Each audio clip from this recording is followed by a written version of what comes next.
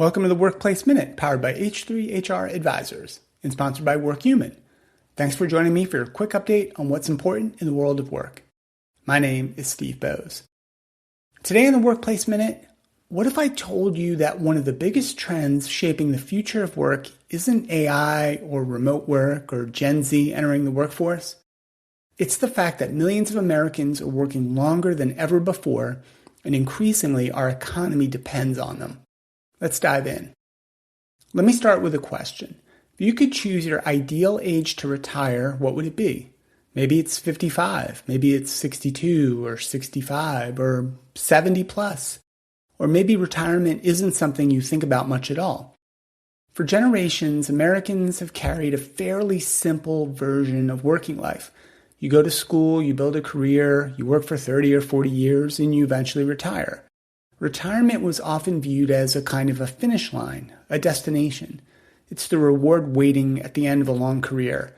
You get your inscribed gold watch and you head to Florida or Arizona. But something important is changing. Across the United States, people are living longer and healthier lives, and many of us are staying active and engaged well beyond what previous generations might have expected.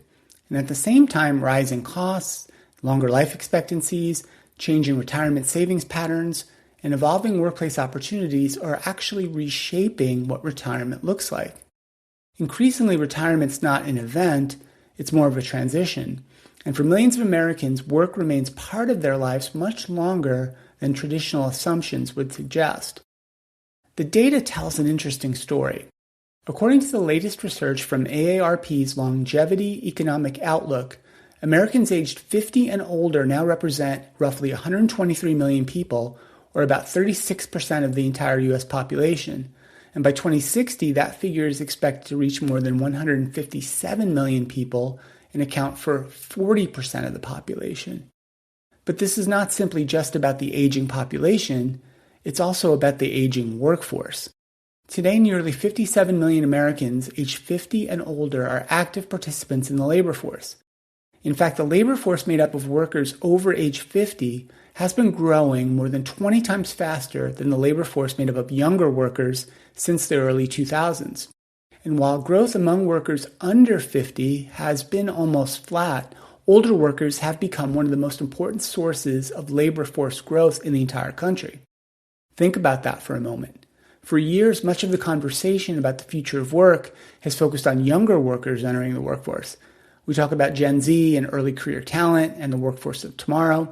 We talk a lot about AI and technology as well. And those conversations are important, but there's another reality that deserves equal attention. The workforce of tomorrow is also increasingly made up of people who are already here. In fact, workers over age 65 now count for a much larger share of the labor force than they did just 25 years ago.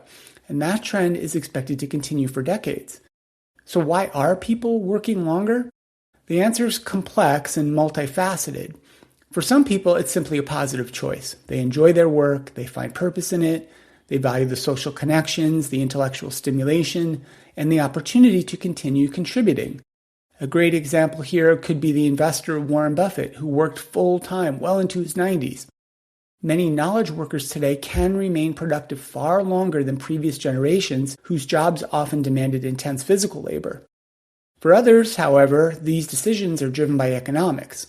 Longer retirements require larger savings. Healthcare costs continue to rise, housing costs remain elevated in many parts of the country, and inflation is challenging household budgets. For many workers, continuing to work is not simply a preference, it's a necessity. Think about an 80-year-old retail worker or cashier who simply has to continue to work to bring in income.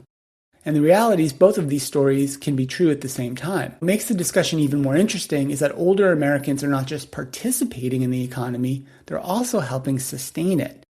That same AARP report estimates that Americans aged 50 and older generated approximately $12.5 trillion in economic activity in 2024 alone.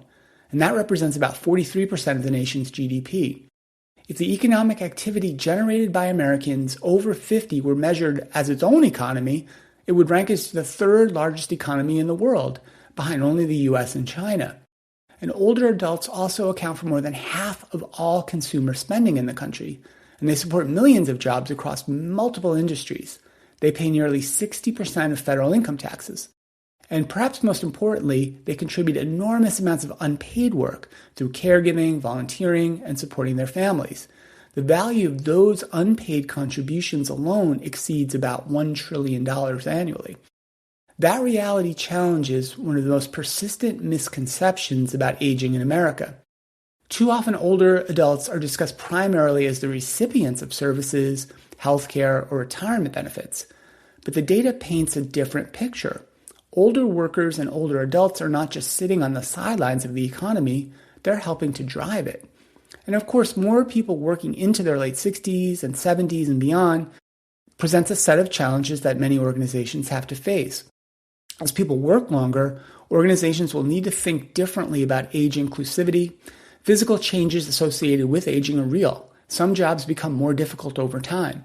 Caregiving responsibilities often increase. Health concerns create obstacles for older workers. And age discrimination remains a significant issue. And of course, there's technology to consider. Some people assume that older workers will struggle to adapt to technological change. But history suggests otherwise. Today's workers in their 50s, 60s, and 70s have already adapted through multiple waves of transformation. They've navigated personal computers, the internet, mobile technology, cloud computing, remote working, digital collaboration tools, and more.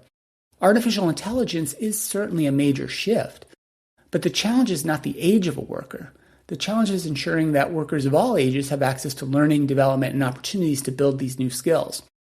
The organizations that succeed over the next decade will not be the ones that focus only on younger talent. There will be the organizations that learn how to unlock the value of a truly multi-generational workforce.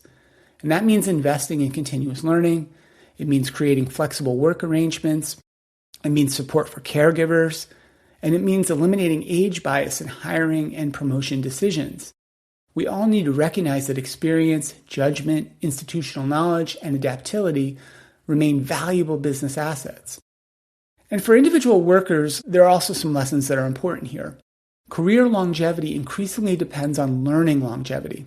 Older workers need to continue building skills and remain curious about technology. They also must invest in their health while nurturing their professional relationships. And perhaps most importantly, their mindset needs to shift from thinking about the career as a straight line towards retirement, but more of an ongoing process of reinvention and contribution. The future of work is often described as digital, automated, and powered by artificial intelligence. And in some extent, it would be. But the data also shows it will be older. America's workforce is aging. That is not a problem to solve, it's a reality to embrace. The organizations and leaders who recognize that fact and build truly age-inclusive workplaces will be better positioned to succeed in the years ahead, because the future of work belongs to every generation. That's it for the show today, and a big thank you to WorkHuman for supporting the Workplace Minute. Be sure to subscribe to the HR Happy Hour Network on YouTube or wherever you get your podcasts. I'm Steve Boese, and this has been the Workplace Minute from H3 HR Advisors.